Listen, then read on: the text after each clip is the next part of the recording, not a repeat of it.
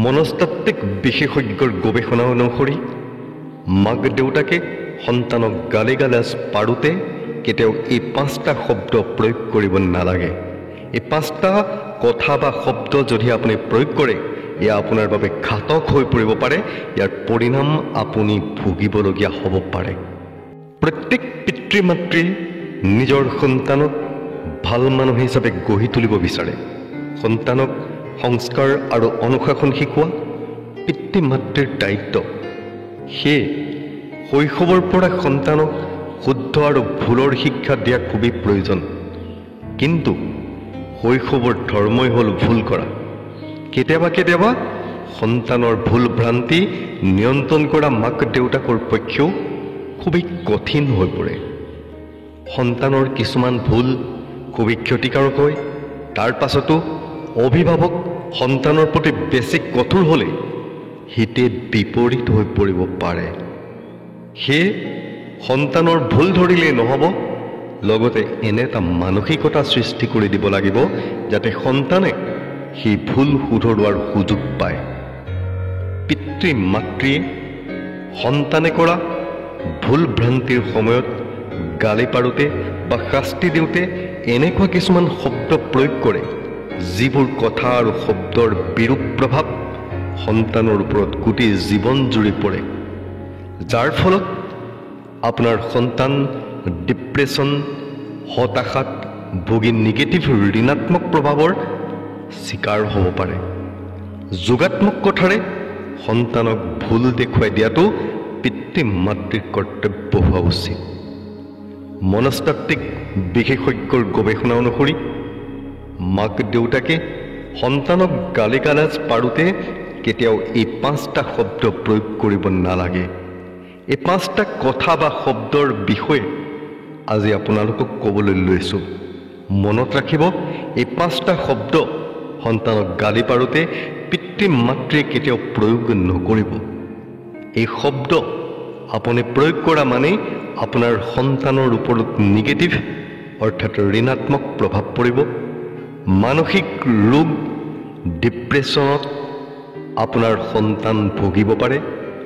হতাশগ্ৰস্ত হৈ আপোনাৰ সন্তান বিপথগামী হৈ পৰিব পাৰে। মনস্তাত্ত্বিক গৱেষকৰ গৱেষণা অনুসৰি এই 5টা শব্দ আপুনি কেতিয়াও প্ৰয়োগ নকৰিব। প্ৰথম, চুপ থকা, মুখ বন্ধ কৰা। যদিহে সন্তানক প্ৰতিটো কথাতে এই শব্দ প্ৰয়োগ কৰি সন্তানক শাসন কৰা আপোনাৰ স্বভাৱ, তেনেহ'লে এই শব্দ আপোনাৰ মুখৰ পৰা আজিয়ে আপুনি ত্যাগ কৰক। সন্তানক প্ৰতিটো কথাতে চুপ থাকিবলৈ কোৱা মানে আপোনাৰ সন্তানৰ মনত এইটো প্ৰতিক্ৰিয়া হ'ব যে আপুনি পিতৃ বা মাতৃ হিচাপে সন্তানৰ ভাৱ অনুভূতিক বুজিবলৈ আপোনাৰ কোনো ভাৱ চিন্তাই নাই।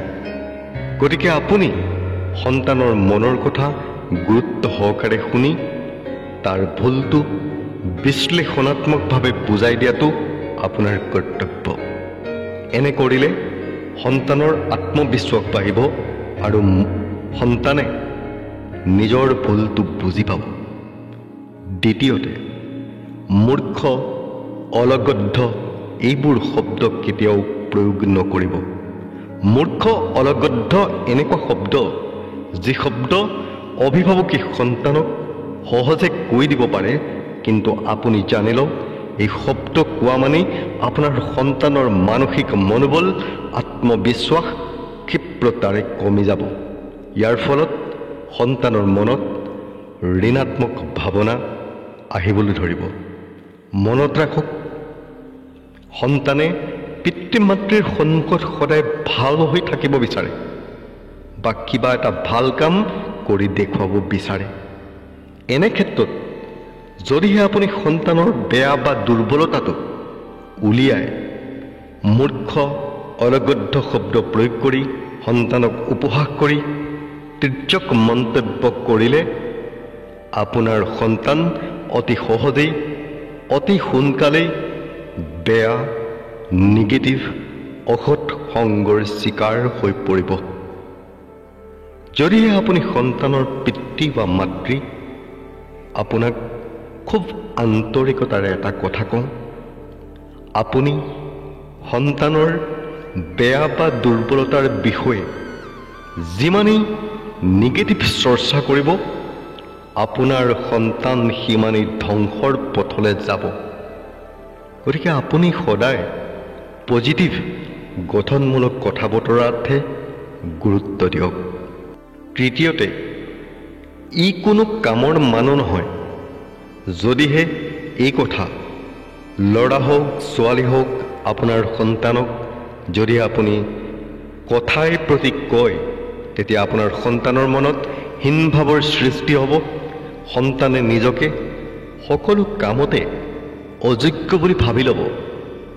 মনত ৰাখক, অভিভাৱক হিচাপে আপুনি সন্তানৰ মনোবল বৃদ্ধি কৰিবহে লাগে। সন্তানৰ মনোবল নাশ কৰা আপোনাৰ উদ্দেশ্য হ'ব নালাগে। আপোনাৰ প্ৰতিটো কথাতে যাতে সন্তানৰ মনোবল বৃদ্ধি হয় আৰু সি জীৱনৰ প্ৰতিটো জটিল সময়ৰ সৈতে মোকাবিলা কৰিব পাৰে, তাৰ প্ৰতি লক্ষ্য ৰাখি কথা কোৱাৰ প্ৰয়োজন। চতুৰ্থতে, সন্তানক কেতিয়াও বহুত শকত, বেছি ক্ষীণ এইবোৰ কথা কৈ সন্তানৰ ব্যক্তিত্বৰ দুৰ্বলতা প্ৰকাশ নকৰিব। এয়া কৰিলে আপুনি প্ৰথম সন্তানৰ আত্মবিশ্বাস ধ্বংস কৰা হ'ব।